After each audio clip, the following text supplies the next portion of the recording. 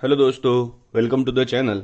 जैसे कि आपको पता है कि हम वेव ऑप्टिक्स पे डिस्कशन कर रहे हैं और हमने पोलराइजेशन की टर्म को बहुत डिटेल में पढ़ा था। दोस्तों, आज हम ब्रेवस्टर्स लॉ करके एक टर्म पढ़ेंगे जो बहुत ही आसान बस थोड़ी डिटेल टर्म है। जैसे पोलराइजेशन हमने पढ़ा था, पोलराइजेशन की ही बात यहाँ पे होने वाली है। बट आप आज का हमारा जो पोलराइजेशन है वो पोलराइजेशन थ्रू रिफ्लेक्शन है। यानी है क्या, ये बहुत ही इंटरेस्टिंग टर्म है।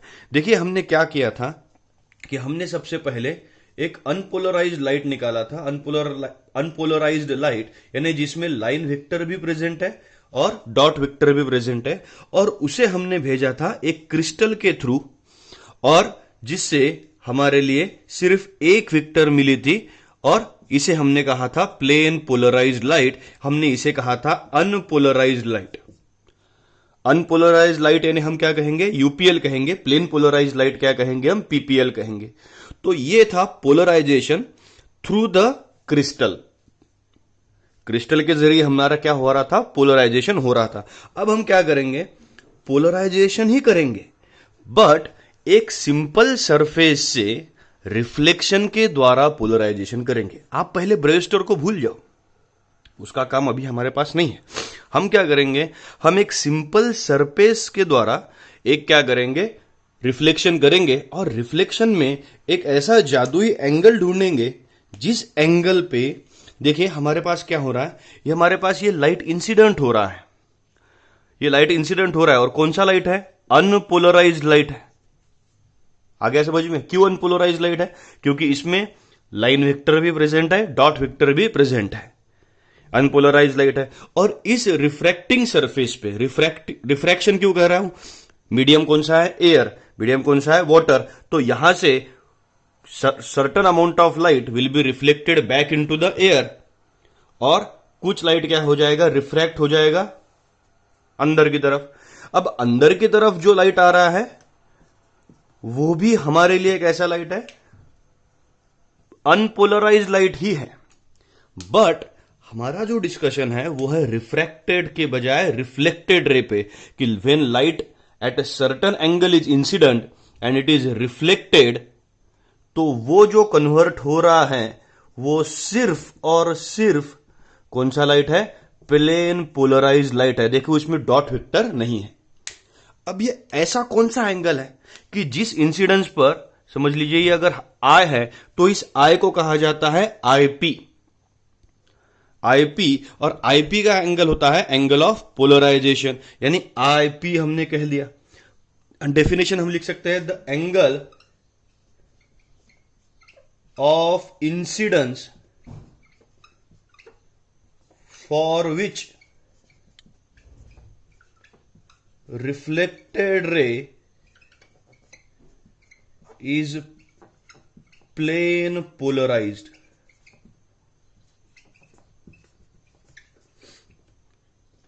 इज, डिफिनेशन क्या हो गई हमारी, angle of polarisation.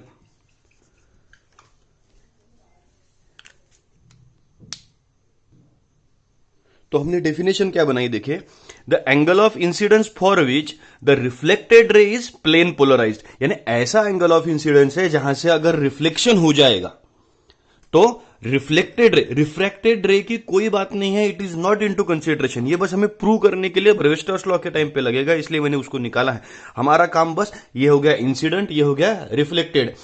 Incident ray कौन सा था, अनपोलराइज्ड लाइट था, और रिफ्लेक्टेड रे कौन सा है, प्लेन पोलराइज्ड लाइट है। तो ऐसा एंगल ऑफ इंसिडेंस, ये इसकी वैल्यू क्या रहेगी, that value is different for different materials.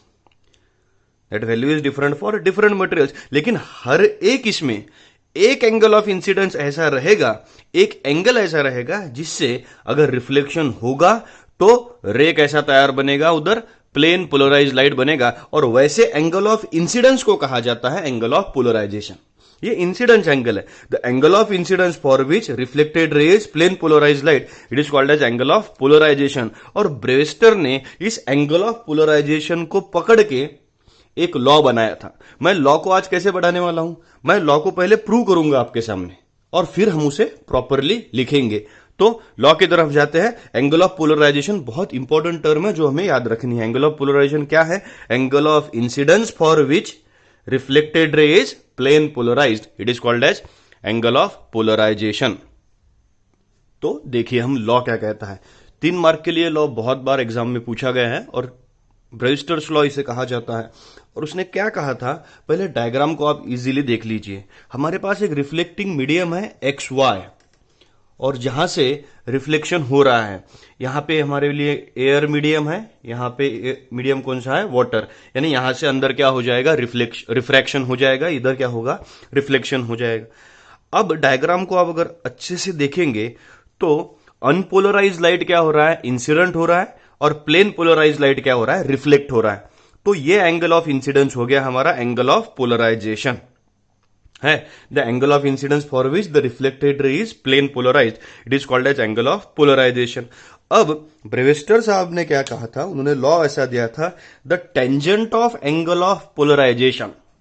Tangent of angle of polarisation का मतलब क्या हो गया? tan IP। अब कौन सा भी आय तो नहीं चलेगा, सिर्फ कौन सा चलेगा? पोलराइजेशन का ही एंगल चलेगा। तो हमने उसको क्या लिख लिया? The tangent of angle of polarisation is equal to the refractive index of medium of refraction. Refractive index को हम एक तो sine I upon sine R भी लिख सकते हैं। साइन आई क्या? Sine of angle of incidence to the sine of angle of refraction. ये हो गया हमारा रिफ्रैक्टिव इंडेक्स। या हम इसे साइन आई और साइन आई के बजाय ऐसा भी लिख सकते हैं that tan IP is equals to refractive index that is mu, और RI that is refractive index. तो बेटा ये हमारा लॉ हो गया कि sine I upon sine R. देखो स्मॉल आर जो है वो एंगल ऑफ रिफ्लेक्शन है, कैपिटल आर जो है वो एंगल ऑफ रिफ्रैक्शन है। ये हमेशा याद रखेंगे। तो tan IP हमने क्या लिख लिया? म्यू, और tan IP that is tangent of angle of polarisation. ये हमारा लॉ का स्टेटमेंट है, ये हमें प्रूव करना है। tan IP is equals to refractive index of the material. तो हम क्या करेंगे?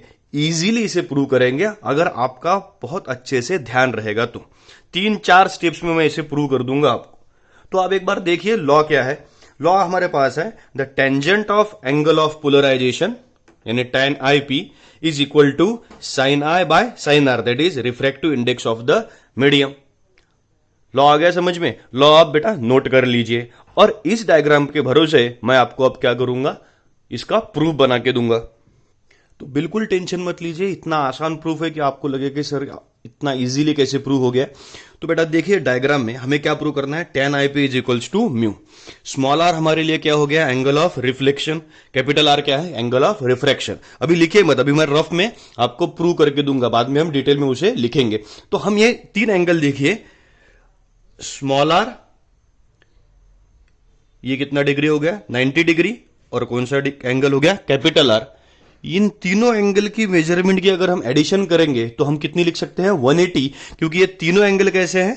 एक लाइन पे बने हुए एंगल है, तो हम ऐसा लिख सकते हैं R plus 90 plus capital R is equals to कितना डिग्री हो गया? 180 डिग्री। क्योंकि कौन से एंगल है बेटा? सप्लीमेंट्री एंगल्स है।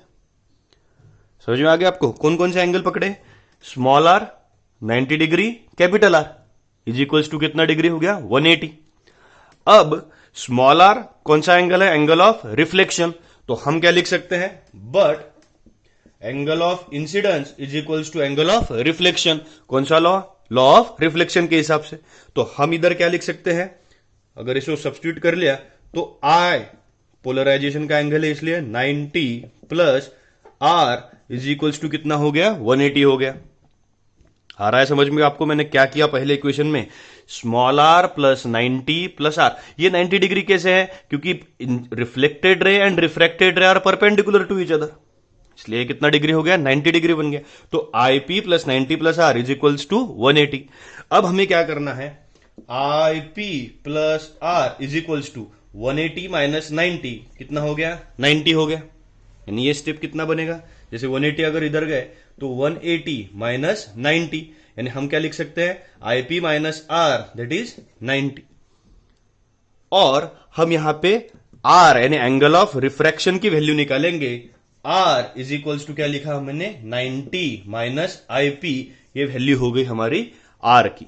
आर यानी कौन सा एंगल है? Angle of refraction.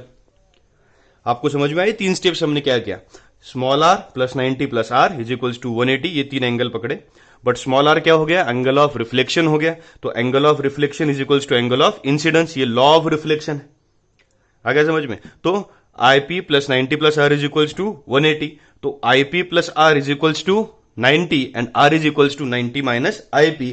अब देखिए कितना आसान है। रिफ्रैक्टिव इंडेक्स का फॉर्मूला बेटा क्या है? Sine I upon sine R, sine of angle of incidence to the sine of angle of refraction is equals to refractive index. तो साइन I की वैल्यू कितनी है? Angle of polarisation.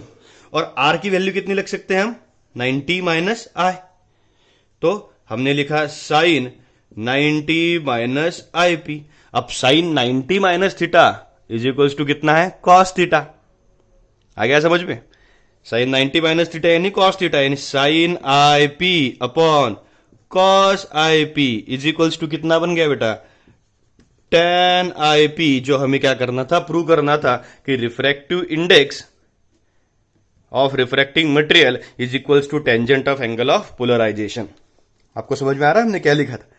हमने बस प्रूव क्या किया था? हमने बस इन 3 एंगल पे खेला और इन 3 एंगल्स पे R plus 90 plus R, small r कौन सा एंगल है? Angle of reflection. Capital R कौन सा एंगल है? Angle of refraction. और ये दो रे एक दूसरे को वैसे है परपेंडिकुलर है। So R plus 90 plus R is equals to कितना हो गया? 180 डिग्री हो गया। उसमें स्मॉल r को क्या लिख सकते हैं हम? Angle of incidence. So angle of incidence उसकी जगह के सब्स्टिट्यूट कर लिया। तो I plus 90 plus R is equals to कितना हो गया? 180। और 90 इधर भेज दिए, 180 minus 90 that is 90, therefore R is equals to 90 minus I। Refractive index is given by sine I upon sine R। तो sine I upon sine R, R के बजाय क्या लिख लिया? 90 माइनस I। तो 90 minus theta is equals to कितना हो गया? Cos theta. So sine theta upon cos theta is equals to कितना? tan theta, that is tan IP। ये हो गया बेटा हमारा ब्रेविस्टर्स लॉ। आ गया समझ में? बहुत आसान है, बहुत ज्यादा आसान है। अब इसे लिखने की स्टाइल बस हमें तैयार करनी है। हमने क्या लिखा था अब तक? बस स्टेटमेंट लिखा था। तो स्टेटमेंट लिखने के बाद में ये प्रूफ आप रफ में एक बार बना लीजिए और आपके माइंड में इसका आंसर तो अब बन गया है। अब क्या है? डेकोरेटिव आंसर लिखना है कि 2-3 मार्क के लिए हम कैसे लिखेंगे, तो उसको भी एक बार लिख देते हैं, उसमें भी कोई टेंशन नहीं है। तो हम क्या करेंगे? सबसे पहले बेटा डायग्राम को एक्सप्लेन करेंगे डायग्राम के बाजू में। यह बात हमेशा याद रखिए, डायग्राम जब हम यहां पे निकालते हैं तो उसके साइड में हमें उसका एक्सप्लेनेशन लिखना पड़ता है। तो ऐसे लिखेंगे। तो हमेशा याद रखिए कैसा लिखना है, क्योंकि डायग्राम के साइड में हम क्या करेंगे? एक्सप्लेनेशन स्टार्ट करेंगे। ये हमें लिखना है, स्टेटमेंट के बाद में हमें ये प्रूव करना है और हम आंसर लिख रहे हैं। तो सबसे पहले फ्रॉम फिगर हम क्या लिखेंगे? IP, ये क्या हो गया हमारा? Angle of polarisation. कौन सा एंगल बन गया? Angle of polarisation. बाद में हम लिखेंगे स्मॉल r, कौन सा है? Angle of reflection. कौन सा एंगल बन गया? Angle of reflection. फिर हम लिखेंगे कैपिटल R, कौन सा है? Angle of refraction. यानी जो चेक कर रहा है वो क्या करेगा? वो इस यहां पे हमारा पूरा आंसर समझ लेगा, यानी वो क्या करेगा? तो हम क्या करेंगे? स्मॉल r हो गया angle of reflection, capital R हो गया एंगल ऑफ रिफ्रैक्शन। और बाद में हम लिखेंगे दैट इंसिडेंट रे के बजाय यहां पे हम लिख देते हैं incident ray is unpolarised. Incident ray कैसा है? अनपोलराइज्ड है। And reflected ray is plane polarised. Incident ray is unpolarised and reflected ray is plane polarised. यानी यहां पे हमने क्या किया बेटा? हमने बस पूरे डायग्राम को एक ही स्टेज में क्या कर लिया? एक्सप्लेन कर लिया। और अब हम डायरेक्ट हमारा एक्सप्रेशन लिखने के लिए क्या है? आजाद है कि we can write the expression as R plus 90 plus R is equals to 180। So prove करेंगे, ये आपने लिख लिया होगा। मैं फिर से एक्सप्लेनेशन के लिए क्या लिखूंगा? Now reflected ray and refracted ray are perpendicular to each other.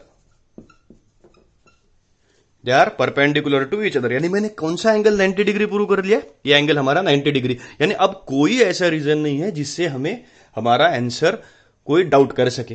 तो हम अब सीधे सीधे आंसर लिख सकते हैं। From figure we can write small R plus 90 plus capital R is equals to कितना बन गया? 180 हो गया। तो स्मॉल आर के बदले हम क्या लिख सकते हैं? But small R is equals to I P. कौन सा लॉ है? Law of reflection. This due to law of reflection. मैं जानबूझ के डायग्राम नहीं रब कर रहा हूं, यहीं पे रहने दे रहा हूं क्योंकि आपको समझना चाहिए। तो हम यहां पे क्या लिख सकते हैं? आई पी एंगल की साइन है, समझ लीजिए, plus 90 plus R is equals to कितना बन गया? 180। प्रोसीजर तो आपको पता है, 90 उधर जाएंगे, यानी क्या बना? I P plus R is equals to कितना हो गया? 180। और आर इज इक्वल्स टू कितना, हम 180 नहीं, कितना बन गया? 90। तो आर इज इक्वल्स टू कितना बन गया? 90 माइनस आई पी। तो आर यानी कौन सा है?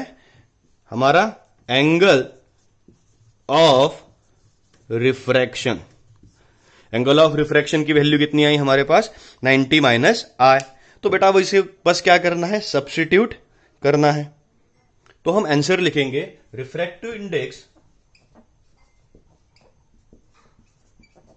Of medium